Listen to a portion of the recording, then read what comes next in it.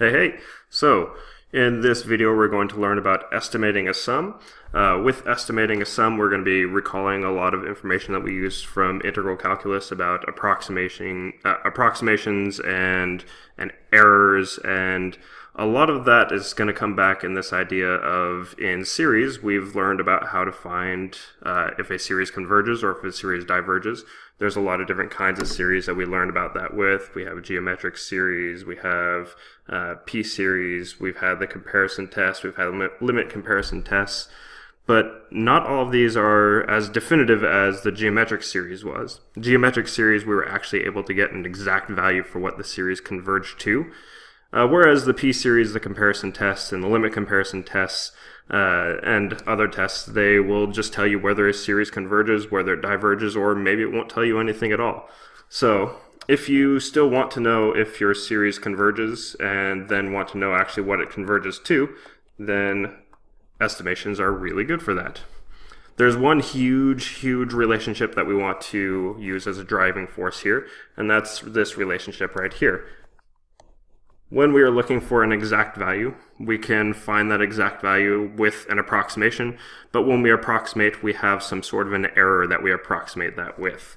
So, when we were in integral calculus, we did a lot of this with using Simpson's rule and using trapezoid rules and left and right endpoint approximations, but everything that we were finding an approximation for was an integral. And so we had an integral from a to b of f of x dx, and we were using an approximation. For example, maybe Simpson's rule was an approximation, and when we used this approximation, we had some sort of an error associated with it. A lot of people notate this in different ways. My particular way of writing this is E for error, and with a little subscript of an S for the error for using Simpson's rule.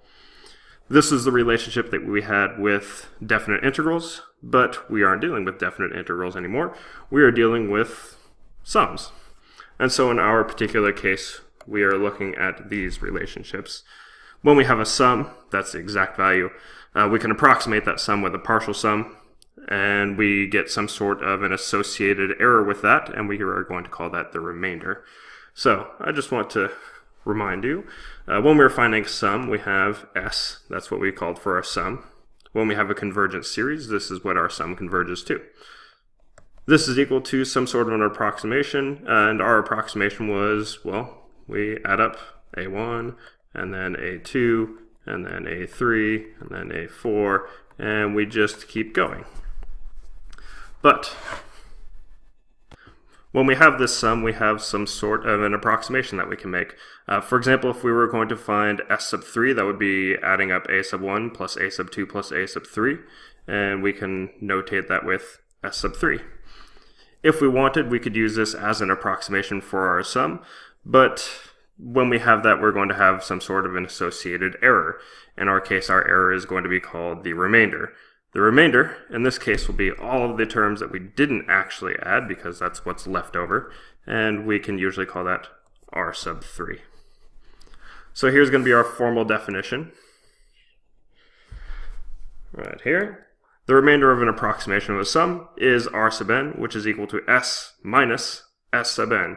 So if we look in this particular case that we were looking at right up here, if we were to subtract s sub 3 from both sides, then we would have s is equal to s sub 3 plus r sub 3.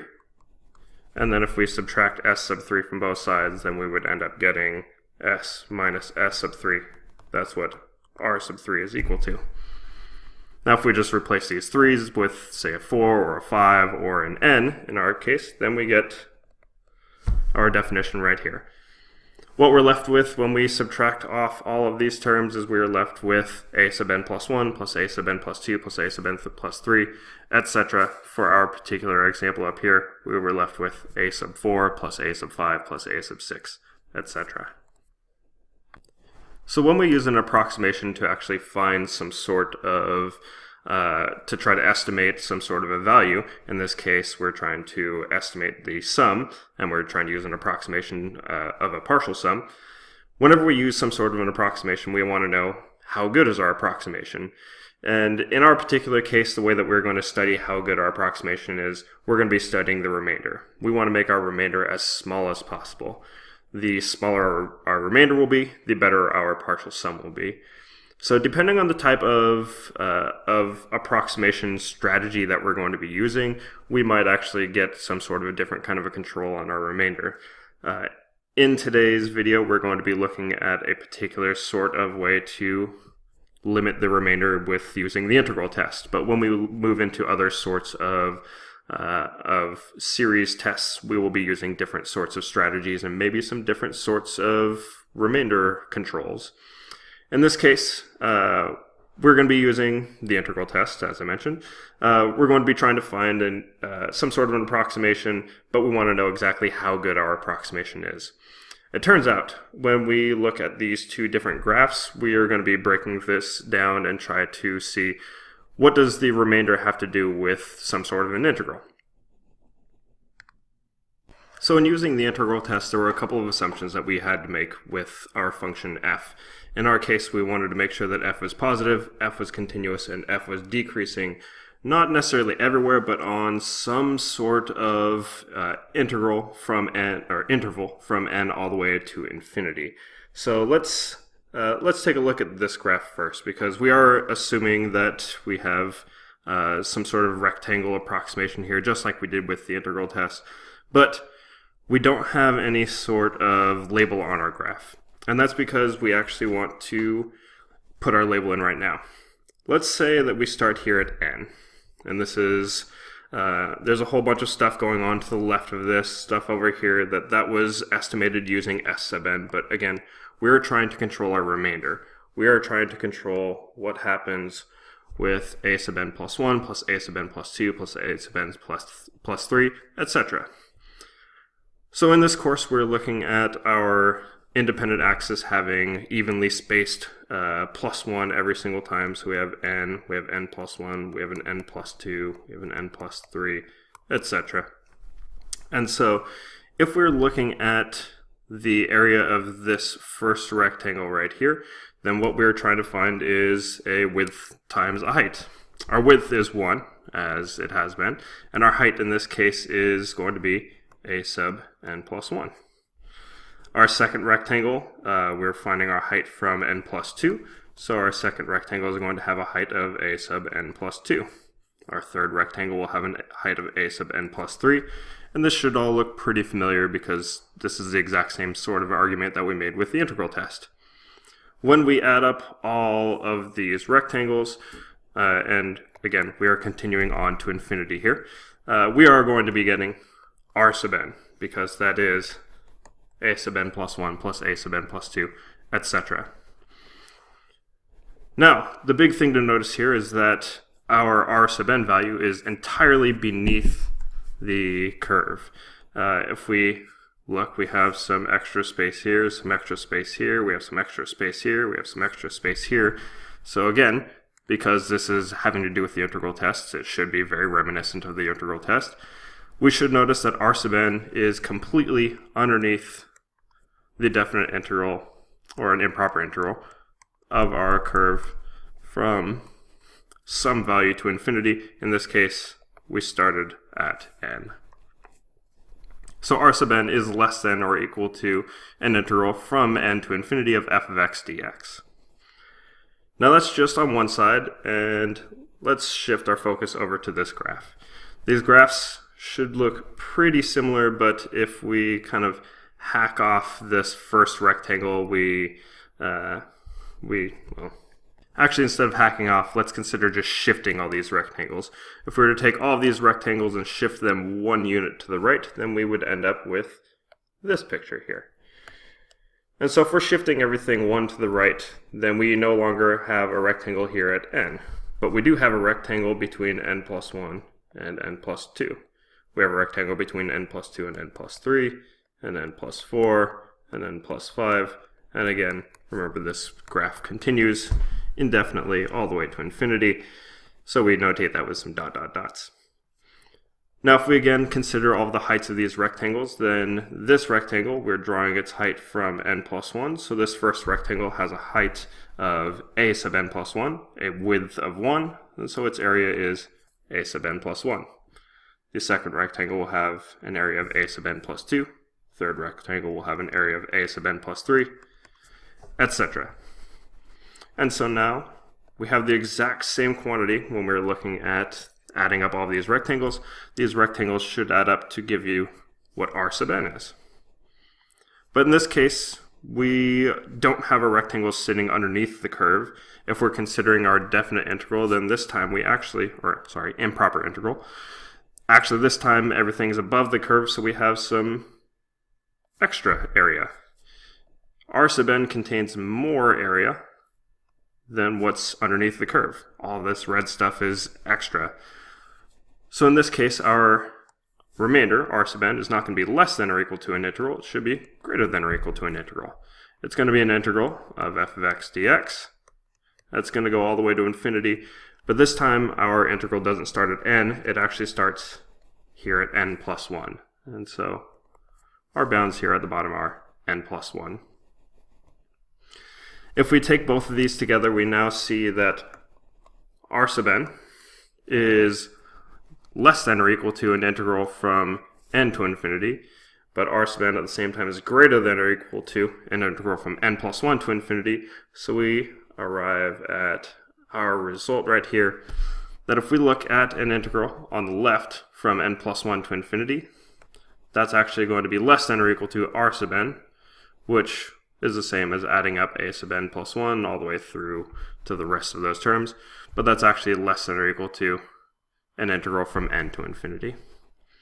Now there's a lot going on in all these graphs, and there's a lot written here, so we actually just have all of our results summarized here in our theorem. This theorem actually does have a name. We call it the remainder estimate for the integral test. So instead of having this big string of inequalities, we can summarize everything right here.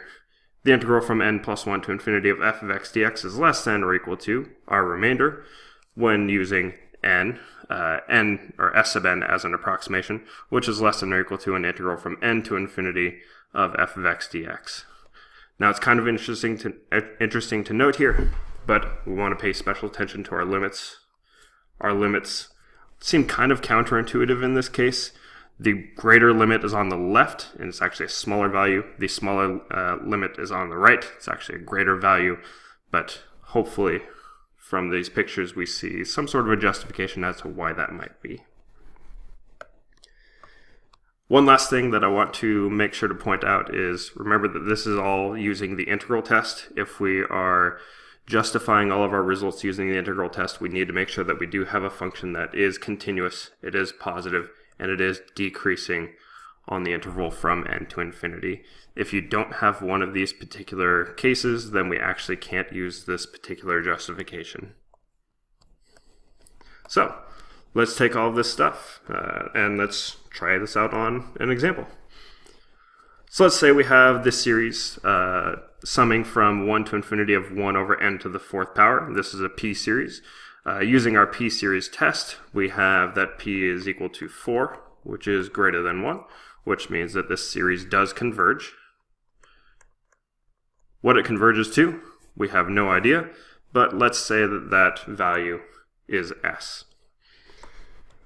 Again, we know that this converges using our p-series test, but we don't actually know what it converges to, so let's actually try an approximation first. So this first part says let's approximate s using the first 10 terms. So let's say here we have s sub n, but in this case n is 10. So let's say s sub 10. S sub 10, this is adding up the first 10 terms. We have a1 plus a2 all the way through a sub 10. Now, we can do this very algebraically. We can plug in 1, we can plug in 2, we can plug in 3, we can go all the way through to 10, but let's actually try using Desmos. So let's hop on over to Desmos. There we go. So we're trying to find the 10th partial sum because that's our approximation strategy. With all of the different sorts of approximations that we're going to be using, we're always going to be looking for an nth partial sum. So what's nice about that is Desmos can compute that. We're looking for the 10th partial sum, so we want to add up from the first term all the way to the 10th term.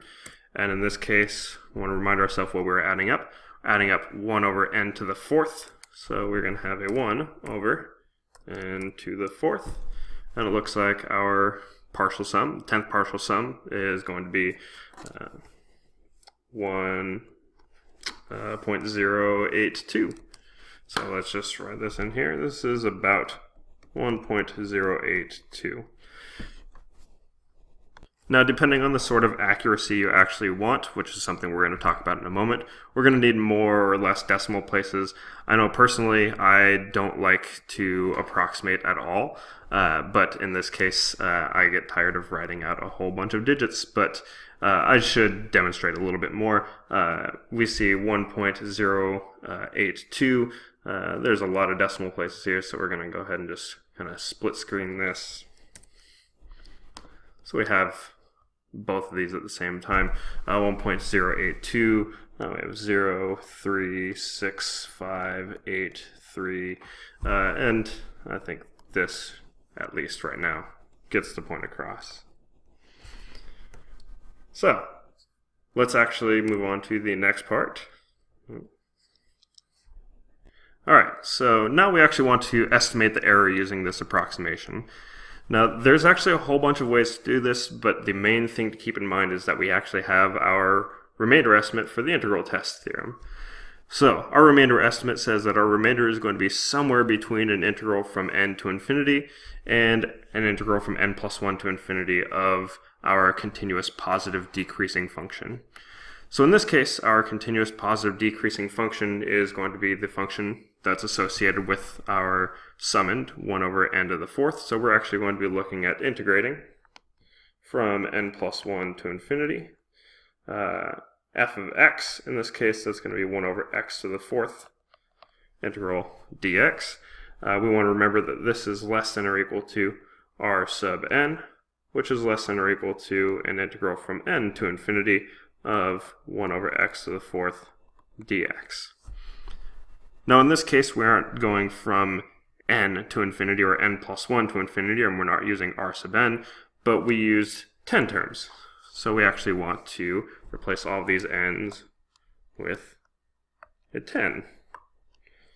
So we have the remainder for using 10 terms is less than or equal to an integral from 10 to infinity, which is greater than or equal to an integral from 10 plus 1 to infinity.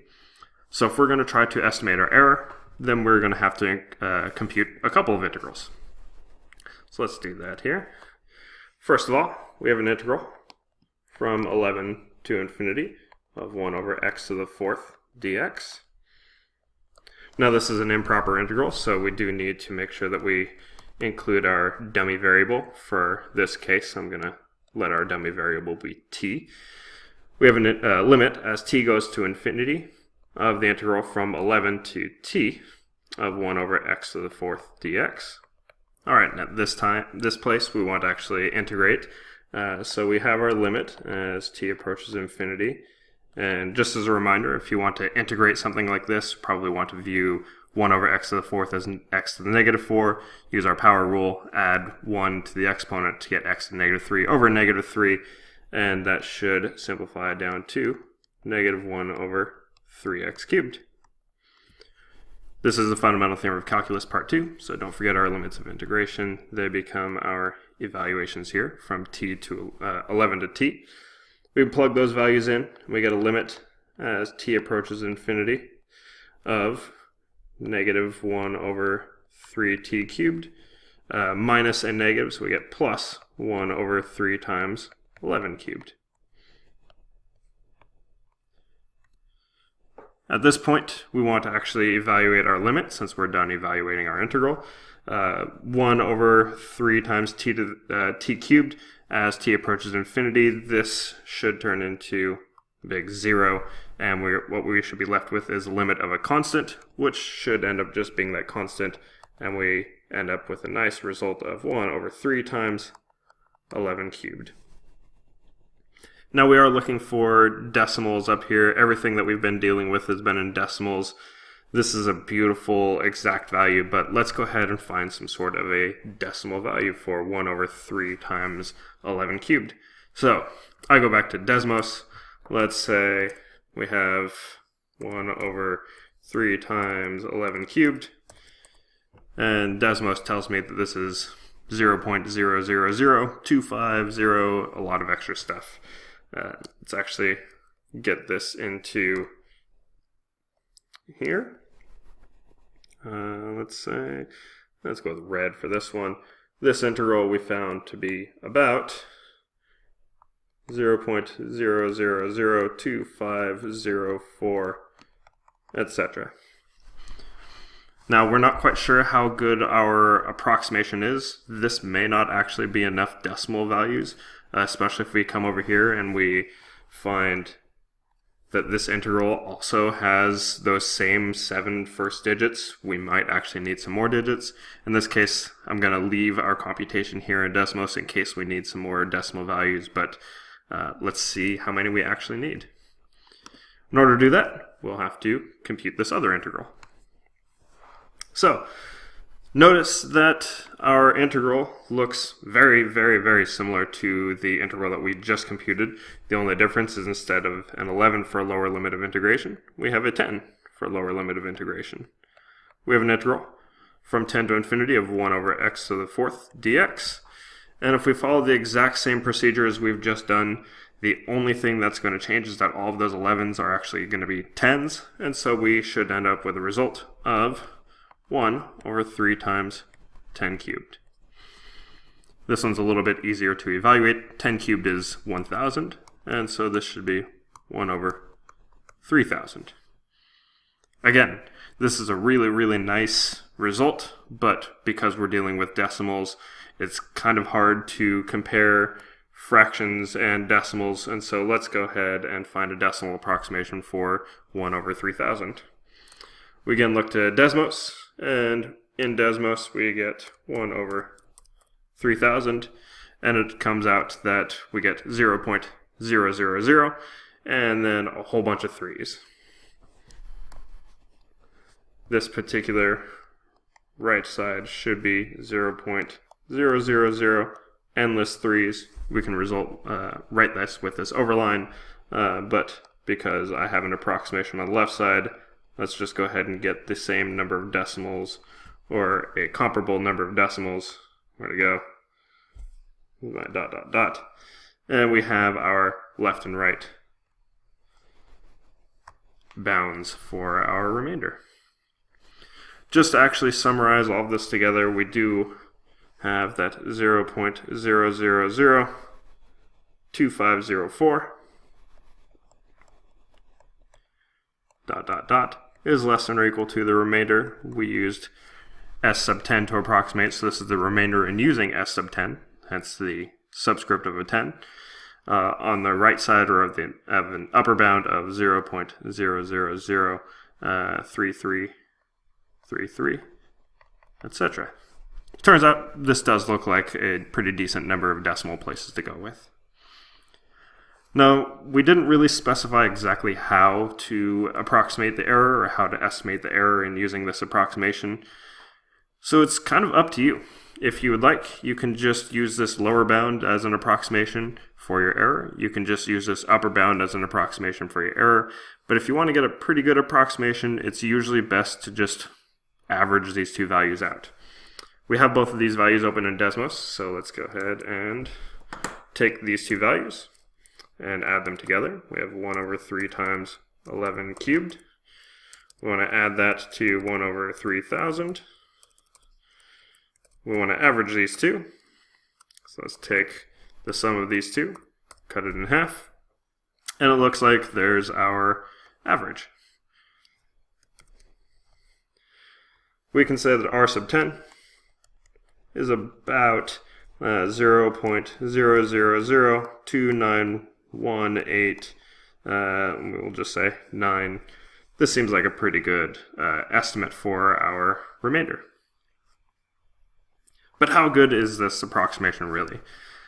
We don't really know exactly what S is. We have an approximation up here of maybe s is somewhere close to this, and here might be a remainder, but let's say we wanted an even better approximation. Let's say we wanted our approximation to be within 0.0001.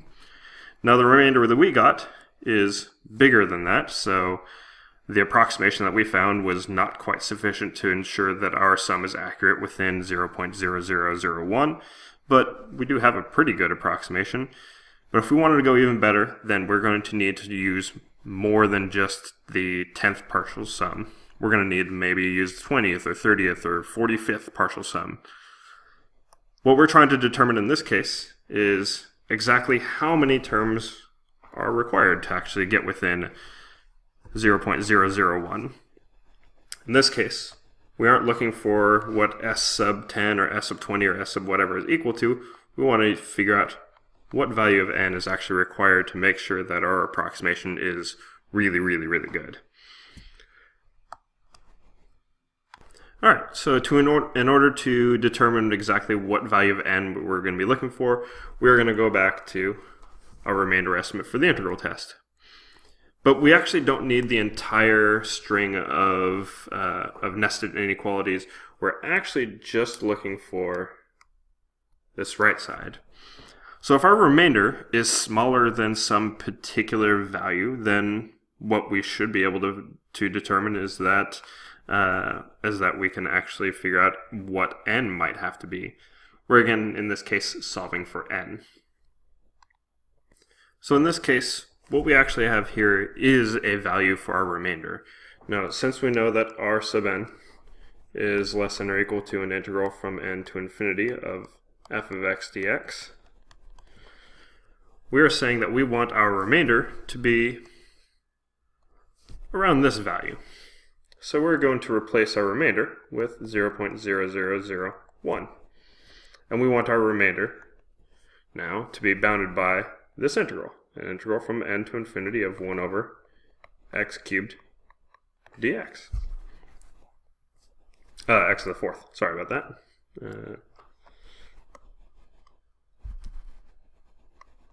Okay. There we go. I'm guessing none of you have ever made a mistake with numbers before, but here we go. We're actually, in this case, trying to figure out what n is. Remember, in this case, our goal is trying to figure out what is this value of n, not necessarily what is this integral equal to. But in order to do that, let's go ahead and evaluate this improper integral. So we have 0.001 on the left side. This is going to be less than or equal to still an improper integral. So let's go ahead and introduce our limit and that same dummy variable of a t. We have an integral from n to t of 1 over x to the fourth dx. And it's going to feel like you've done this integral a few times because, hey look, you have. But in this case, instead of having a definite number at the lower limit, we have an unknown n. But we still go through the exact same process. 0.0001 is less than or equal to a limit as t approaches infinity. We found an antiderivative last time. That was negative 1 over 3x cubed. That's probably where I was thinking of with x cubed. Our limits of integration this time are t and n. We continue our process. Keep making this computation that we made 2 times before. Slightly different this time. We still plug in our values. We get negative 1 over 3t cubed plus 1 over 3n cubed. Remember, those two negatives cancel out to become a positive. When we're taking our limit, we are taking a limit as t approaches infinity. So when we look at the term that has the t in it, because that t is in the denominator and it grows toward infinity, we get that this limit is 0. But over in this term on the right, we don't have a t, we actually have an n. The n is not the variable involved in the limit, so relative to t, n is constant. So when we take the limit as t approaches infinity of 1 over 3n cubed, we get 1 over 3n cubed. Left side, never change. 0.0001. Now remember, we are solving this inequality for n, so we're going to want to get n out of the denominator. We're going to want n on its own. And also remember that n represents a positive number. That's important because when we look at this inequality, knowing that n is positive means that the inequality will not flip when we actually multiply by n on both sides. So it's safe to multiply both sides of this inequality by 3n cubed. When we do that, we should get 0.0003 n cubed is less than or equal to 1. And then we divide by 0.0003. So we get n cubed is less than or equal to 1 over 0.0003. All right, so at this point we have our inequality just about there. We're trying to isolate n. One property of inequalities is that you actually can take the cube root of both sides of an inequality and it maintains the inequality. So if we take the cube root of both sides, on the left side we get n. That is not an n, that is an m. There we go. N is less than or equal to the cube root of 1 over 0.0003. Again, we're looking for some sort of a decimal number here, so let's go ahead and throw this into Desmos. And we get cube root. All right. Desmos, I believe, does have a cube root button, but I don't really want to look for it. So instead, I'm just going to take our value of 1 over 0.0003 and raise it to the 1/3 power. And I always get mixed up with all the brackets in Desmos. It looks like we get about 14.938. So over here we can say n is less than or equal to 14.938. But this actually doesn't make any sense whatsoever. Here's a statement that we've just arrived at where I'm actually looking for n to be greater than some sort of a value. So this is some sort of a moment where I've definitely realized that I've made an error. And so this is actually a really good thing to point out, that if you come across a statement that says n is less than some sort of a value, this is some sort of an indication that somewhere up here an error was occurred. So these are some good things to know, to look for when you're going through some sort of an exam, or if you're just working on some work. If you see some sort of a statement that is not supposed to be anything that you're trying to look for, then we go back to try to figure out exactly where we made some sort of an error. And I can identify it actually right here. R sub n was not actually supposed to be this particular value, but R sub n was supposed to be limited by our value. So what we actually wanted was to make sure that R sub n is less than or equal to 0.0001. And that's actually not what I did. What I did is I strictly replaced these values, but instead I should have made sure that R sub n was less than or equal to this value. So what I can actually do to fix that is to actually come way up here, and on the right side, this is actually supposed to be less than or equal to 0.0001. Not all is lost. We can actually recover a lot of this.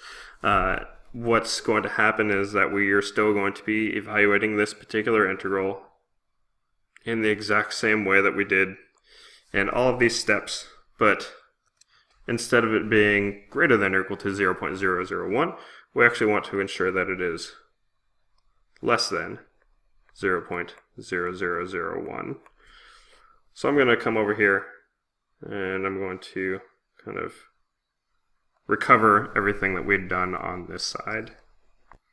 Alright, so continuing this string of inequalities, we have that this is less than 0.0001, that's 10,000th, less than a 10,000th.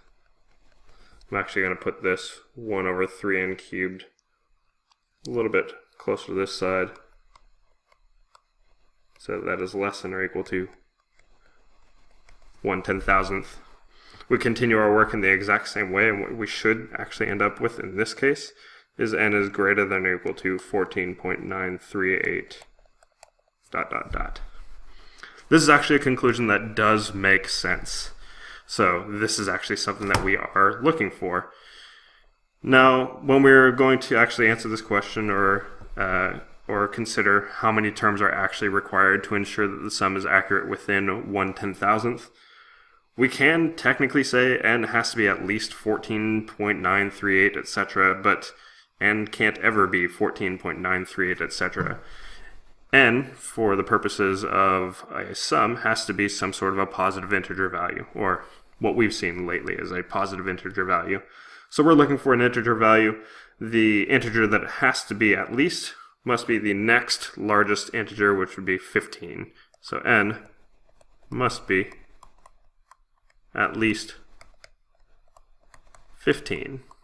Or rather, we need at least 15 terms to ensure the sum is accurate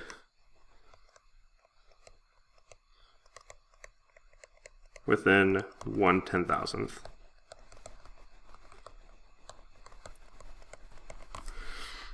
Now, something else to actually point out here is that this is not any sort of an indication that 15 is the smallest value or the largest value or anything like that to ensure that that our sum is within 1/10,000th of the actual value, but it is sufficient. It's enough to ensure it. So maybe 14 values, maybe 13 terms actually would have worked. We've seen up here that 10 wasn't necessarily enough, but maybe some other value was enough.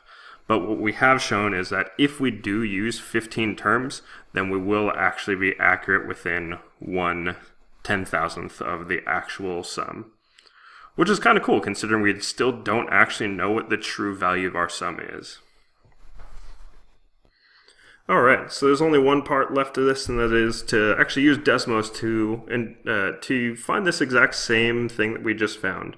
But there's one big difference, and that's still among this conversation of maybe we don't need 15 terms, or maybe we could just find some other limit to ensure that we're accurate within 1/10,000th.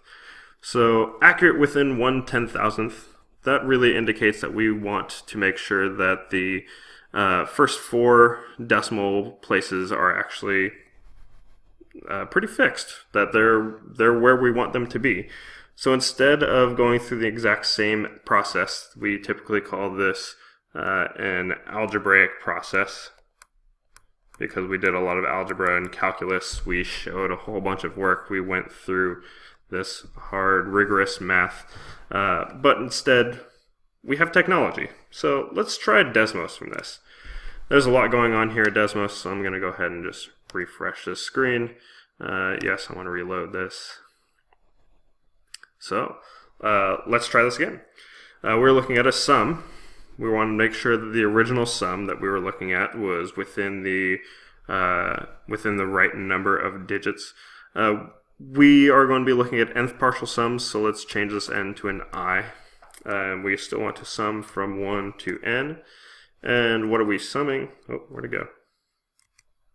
Oh, there it is. We're still summing 1 over I to the 4th power. And we actually want a slider for n. Now n, we want to make sure it starts at 1 and gets bigger. Let's say we can go up to 100. Maybe we need more than that, maybe we don't, who knows. Let's try this with a step size of 1 because we want n to increase with integer values. So right now it says that if we plugged 1 in, we'd get 1. So the first partial sum is 1. 5th partial sum gets to be around there. If we hit play on this, then we can see that it's scrolling, and it looks like as we're moving around, the first many decimal places are staying the same. The 0 is here, this 8 is here, this 2 is here, this 3 is here, the next 2 kind of sticks around. All of those decimal places are sticking around. So 75 digits would actually ensure that we are accurate within much further than what we're looking for. We are looking for 0.0001, so we're looking for this 3 to kind of be staying the same. So let's backtrack a little bit and try to see if we can get to where that 3 is changing. Now right now the 2 to the right of the 3 is still changing, so we're still pretty good. If we keep backing up, the 2 is still good. Oh, changed to a 1. And and looks like the 3 is still the same, and right around there. Looks like 23 digits. If we go to maybe 24, it's kind of hard to have a little bit of control here, so let's change that to a 26. So 23, that 3 changed to a 2. If we look at 24, then that 2 changed back to a 3. So we're looking at a pretty good space. If you have a pretty good idea of where you want your n value to be, you can even just type that in right here. If I thought 20 was going to be good, then I could type that in here, and we can see the resulting change right up here. But it looked like 24 gave us a pretty good idea.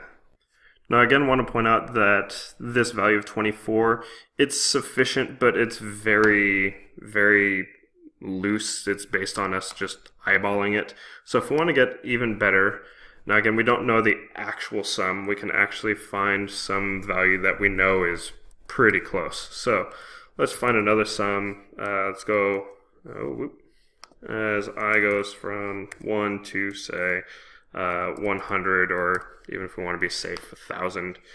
And we can find this particular computation again. There it is.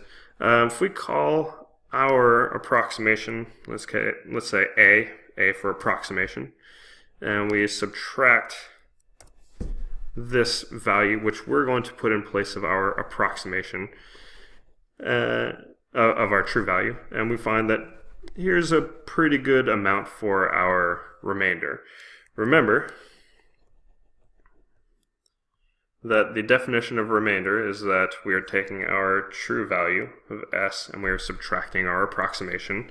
So what we really do have here is our kind of substitute for our true value here minus our approximation. This represents our remainder. We want our remainder to be accurate within 0.0001. Right now, it's way more accurate than that. So we were looking around a value of, I think we found 15 before. So if we change this to a 15, we see we have 0.00008. This is actually accurate within the first 10,000th. If we change this to a 14, then it's actually a remainder that's bigger than 1/10,000th. We have 0.0001 and then actually more digits. So 14 is not enough, which is kind of nice to know that Desmos and this particular methodology is reinforcing the exact same result that we found over here. That we are looking for about 15. So here's a couple different methodologies you can use. You can try out some different things, but here you go.